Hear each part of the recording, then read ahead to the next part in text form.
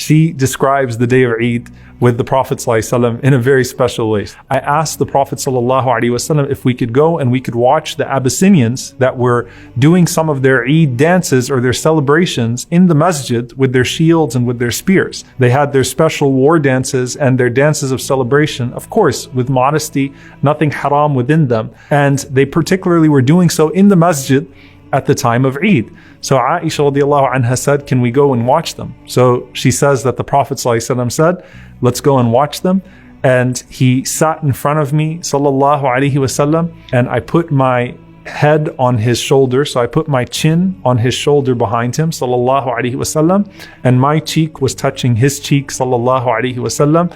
And we were watching the Abyssinians doing their dances, and the Prophet ﷺ said, carry on. And he allowed them to go and to go and to go. And Aisha radiallahu anha sitting behind the Prophet ﷺ, leaning her chin on his shoulder with her cheek to his cheek, watching. And the Prophet ﷺ says, Hasbuki, have you had enough? She said, no, keep on going. And she wanted to see if the Prophet ﷺ would be patient with her and let her continue to enjoy the celebration. So some time went on and she was starting to get tired. The Prophet ﷺ said, is this enough yet? And she said, no. The Prophet ﷺ said, okay. And then finally she told the Prophet ﷺ, now I've had enough. So the Prophet ﷺ takes her home after witnessing the celebration of Eid.